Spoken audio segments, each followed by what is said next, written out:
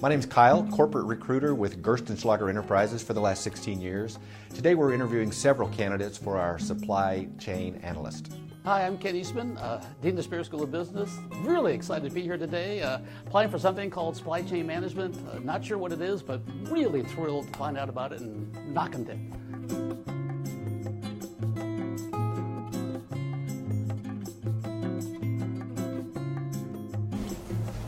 Kyle, your 1 o'clock appointment is here. Great, thanks Teresa. How are you? Good to see you. Yeah, good, really nice to be here. Thanks for coming in. In full transparency, when I saw your resume, I was a little surprised by your interest in this position. So tell me, Ken, or is your first name Dean? Your Lordship, Ken, whatever works for you. Okay, thanks, Ken. Why are you interested in this position? Yeah, I've been Dean for a while, been okay, but I really read that supply chain management is the future. Oh, it is? And, I want to get on the ground floor. And I really like chains. I collect some of them, so supplying them to people, I think that would be fantastic. Okay, makes sense. Why don't you start off, just tell me a little bit about yourself. Sure. It really all started on a small farm in Iowa. We had about 160 acres. We started milking cows, but that was really a pain in the butt. I don't know if you ever milk cows in the wintertime. Not a lot of fun. So we got out of that, and then we got into hogs. And we had, farrow to finish, and we had a lot of hogs, and that was a lot better. At least you go and do stuff, get around and that stuff. And they were, kind of smelly, but there's money to be made, and and so then 20 minutes later. That was great. I was going to be a disc jockey, and so I have a 2-year degree in broadcasting. Ever heard of KWMT in Iowa? No. With Iowa's largest daytime radio coverage? You haven't heard of this? No. Wow. Well, I was a disc jockey there for a while. 1 hour later. So I thought I'd do political science, and then, I thought, well, really, that's probably not something. So I thought, I'll major in business, and so I majored in business. Took some classes, did pretty well, and went to work for a warehouse. Really hated it. It was really awful. So I was kind of, what to do. And 1 eternity later. Became the MBA director, was department head, and then became dean. Oh, okay. Well, good. Yeah. Okay, so let's pause the interview right here. Did you hear Kyle asked Dean Eastman the question, so tell me a little bit about yourself. And Dean Eastman, unfortunately, fell into one of the common traps with this question. And sometimes we'll have students that start way at the beginning. I was from here, I went to this high school, I was trying to decide what university to go to. Really, with this question, we would just want to hit on a few key things. Who you are specifically, what are you studying, what type of opportunity are you maybe looking for. It is good to include something that's memorable so that Kyle will remember Ken, but we really want to keep this question short, sweet, and to the point. Okay, let's get back to the interview. Where was I? Let's see. Next question, Ken. Tell me about a time when there was a project that didn't quite go according to plan, and how did you respond to that? Well, really, all my projects go famously successful, so that's really a hard one. Not that well. Well, I guess we were building the building, and we had on the loggia. Some people call it a balcony. It's actually called a loggia. The locks didn't work right. They put them in wrong, and so we were talking with people. We had to call these people. No one knew what to do. The locksmith and that stuff. And next thing you know, someone in the locksmith here on campus fixed it, and it was done. Oh, just like that. Oh yeah, it was. Great. Yeah. Okay. Okay, let's pause the interview again for just a second. So what type of question was it that Kyle just asked Dean Eastman?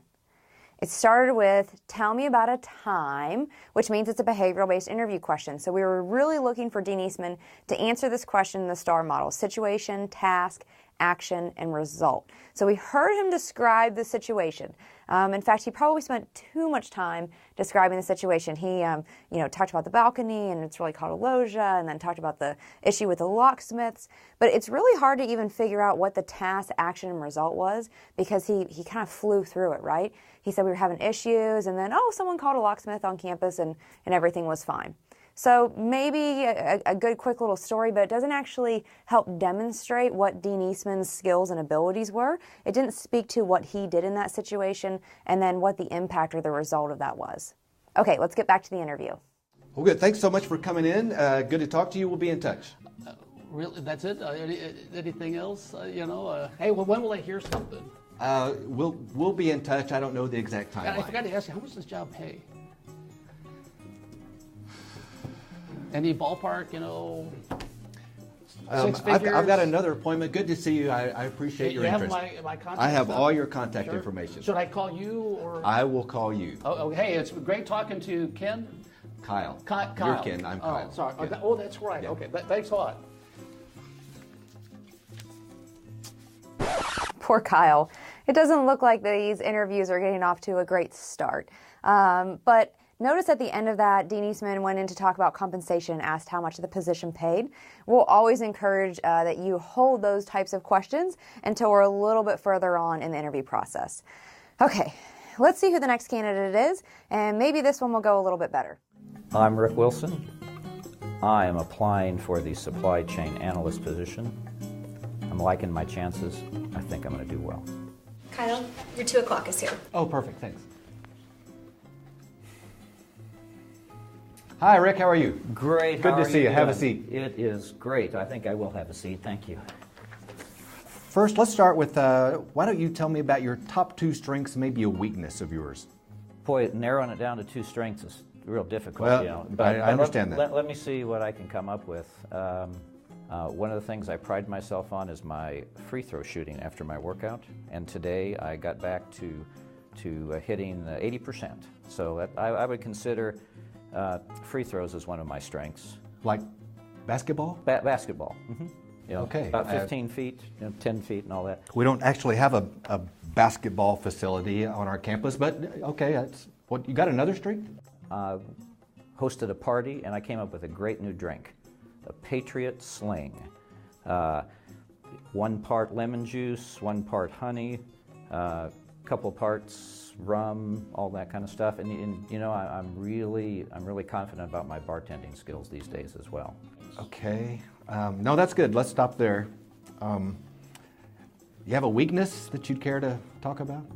Sometimes I have a hard time staying on task. Okay.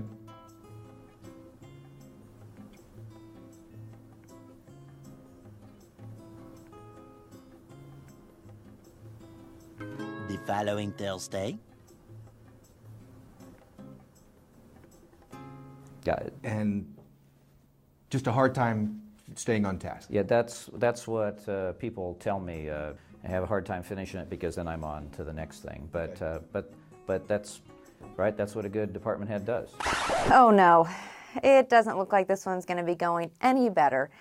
So Kyle asked Rick Wilson to talk about some of his strengths and his weaknesses, and Rick certainly provided some strengths, but I would consider these to be more personal and hobby strengths. So when you focus on the strengths that you want to highlight, make sure that it's something that really speaks to either your academic involvement, maybe at work, so some sort of professional strengths, not so much about any of your sports abilities or hobbies in that manner. Let's talk a little bit about his weakness too. So Rick did take the right approach to actually highlight a specific weakness. Employers are over the whole thing of, well, I'm a perfectionist, or I tend to work too hard, right? They see right through that. They want to see a genuine weakness. And Rick certainly provided that, but he didn't counter it with anything that he's actually doing to work on that weakness. So it's okay to highlight and be true and give a humble response to that of something that you've struggled to work on developing, but you got to follow it up with what you're doing to work and develop in that area. Okay, let's see how the rest of the interview goes. Okay. Last question, Rick. Okay. Where do you see yourself in 3 to 5 years? What I'd like to do is I think I'd like to learn quite a bit about the supply chain job from your company. Sure. And then take those skills and maybe start my own company in a couple of years.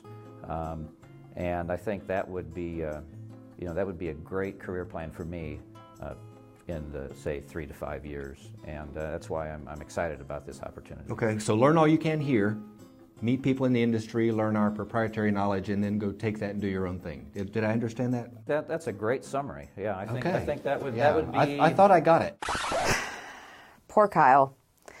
So this is another trap question of where do you see yourself in 3 to 5 years? And we want to be honest, but we don't want to give the employer an indication that we're wanting to leave their company anytime soon. So sometimes we'll have students that will say, well, I want to work for a few years and then I think I want to go back to school full time and work on my MBA.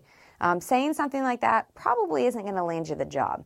That doesn't mean, you can still be truthful in your answer. So another way to phrase that may be, I'm very interested in continuously trying to learn and grow my skill set. So whether that is, doing continuing education on the side or employee development programs, I just really see myself continuing to learn and grow with your company specifically. Okay, let's get through this interview so that we can go move on to the next one. Yeah, I think that would be kind of optimal. Okay.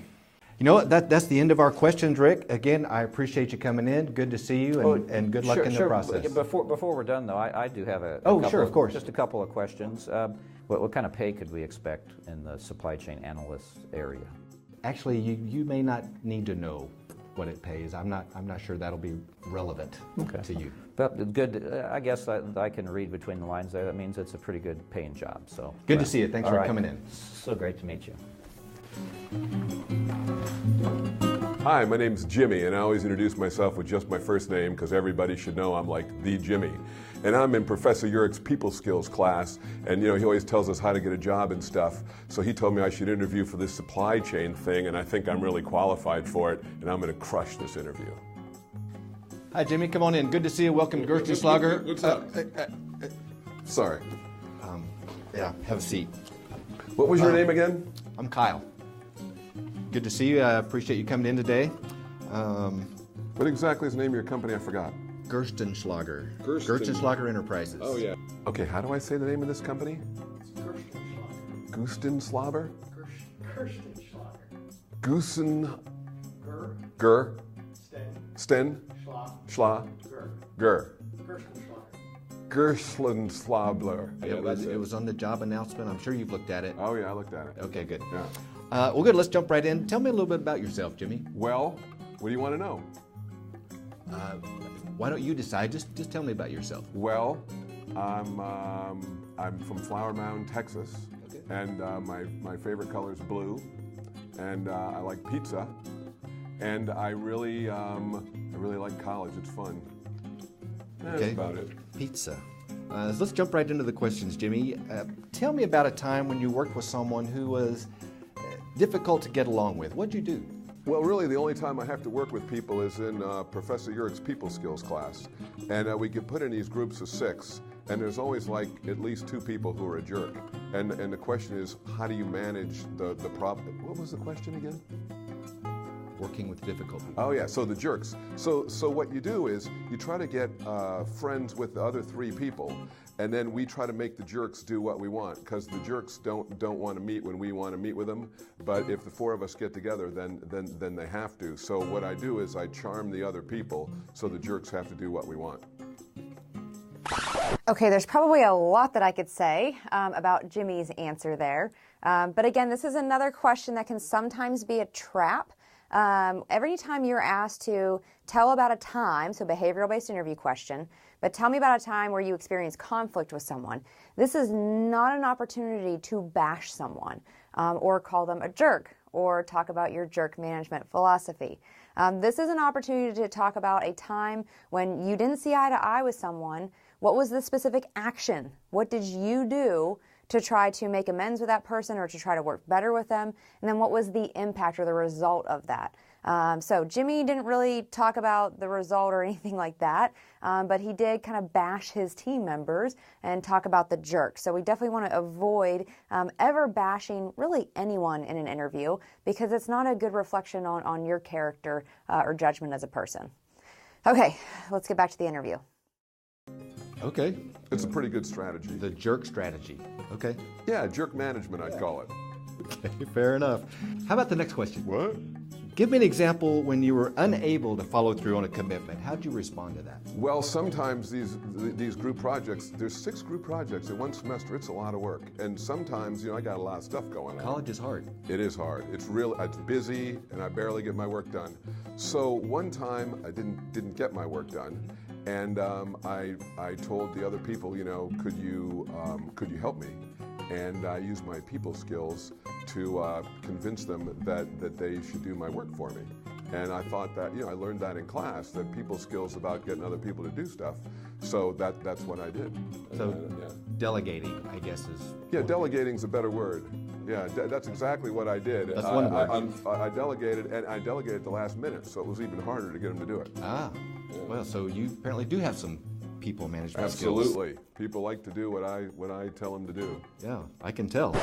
Sorry, Jimmy, but I would argue that people skills is a little different than manipulation, which is exactly what I think you were talking about in that example. Okay, let's just keep going. Recall for me a time when you made a mistake while working with others and had to make that right. Well, I almost never make mistakes, so that's hard to think of. I can't think of any time I've ever really made a mistake. Goodness, I didn't know you were going to ask that question. No, I would put down. I've never made a mistake in class. I've made some late at night. I've made some mistakes, but this isn't going well. Okay, so anytime an employer is interviewing you and they're asking these behavioral-based questions, we're all human.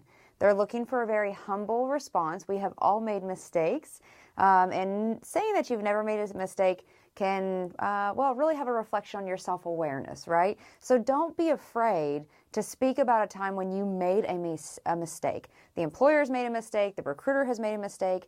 Owning up to that and talking about how you learned and kind of, recovered from that mistake and what you learned from it is going to show that you have some humility and that you're a continuous learner. So, all right, let's get back to the interview and see what happens next. never in class. Okay, I'm not sure we want to go there. Let's, why don't we keep moving? Tell me about a time when you asked someone to give you feedback. What do you mean by feedback? Well, you're just looking for their opinion, their response to something you did. Could have been an assignment, could have been... I got it. In these projects in Urich's class, he makes us give feedback to the other student. Oh, there you so go. we don't even have to get it. And you get feedback from the other 5 people in your group. And I don't think it works really well, because when I read the feedback, like one person says I was fine, the next person says I'm not fine, the next person says I talked too much, the next person said I didn't talk very much. So like, it's just kind of like random stuff. So I'm not, I think everybody should just be themselves. Shouldn't worry too much about feedback. Okay, so not really helpful for me. No, it certainly was not Okay. helpful. I don't even know why we have to do it. Tell me, Jimmy, how you keep yourself current on business practices and trends. Well, I take notes in class, so I listen to what the professors say, and I write The it down. opinionated guy. Well, no, I don't listen to him. I listen to the other professors. Okay, I think what Kyle was looking for in that question were things that Jimmy does outside of class and outside the norm to stay current and just learn about the business world. So some good answers to this question. We'll hear hopefully some good examples later on, but maybe reading the Wall Street Journal, or are there specific podcasts that you listen to? So this question was more about what are things that you do on a voluntary basis to help learn and grow and keep on top of what's going on in the business world. All right, let's see if we can wrap this interview up and get on to the next one. Yeah, I'm going to be really ambitious when I get out into the real world. Well, I'm an ambitious, ambition is good. confident person. I can tell you have some confidence. Okay, Jimmy, I think we can go ahead and wrap this up. Thanks for coming in. You don't have any questions, do you? Yeah, I do have some questions, because when I was preparing, there's 3 things that are key for me when I pick the company I'm going to work for, and I wanted to ask you about it. Here's the 3 things I'm interested in. How much vacation time do I get? We can talk about that if we get to the compensation. Two is what do I have to wear to work? Because I don't like dressing up. I like these. A lot of companies have gone to casual environment. Like at Google, they wear T-shirts and flip-flops. I think that's pretty cool. Yeah, this ain't Google. And then the last one is, of course, the most important one. How much do I get paid? I'm not sure you have to worry about that. Okay, great. Jimmy, we've come to the end of the questions. I appreciate your time today. We'll certainly be in touch with the results. Again, thanks for coming in. Thanks. Thank you very much. Yep, good to see you. Should have stayed in septic tank sales. My name is Griffin. They call me Griff. I'm feeling pretty good. I just got out of the Colvin, feeling pretty swole. I'm here to look for some job. I don't know, I need a job. Some supplies, something. Some company, Husta Sugar, something like that. Golden Schlager. Yeah, isn't that a drink?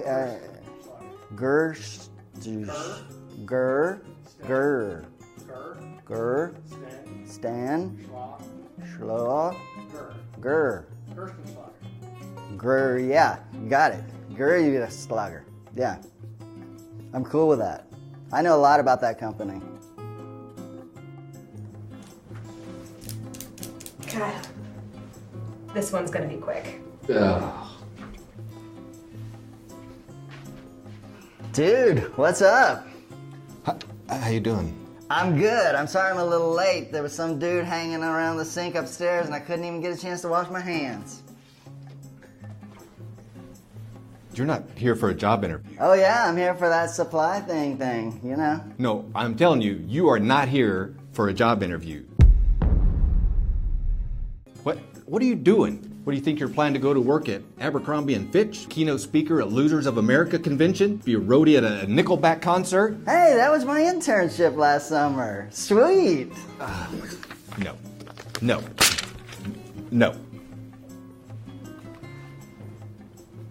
Does this mean I got the job?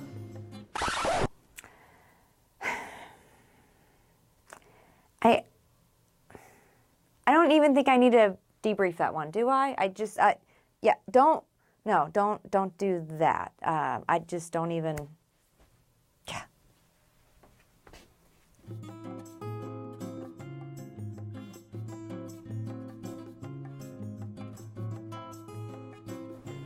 Mom, I thought you were gonna wait in the car. Did you get the job, Griffin? Did you get the job? Mom, I nailed it. Of course you did. You're such a wonderful boy. You're not moving out of the house. Oh, it's you and me forever, Mom.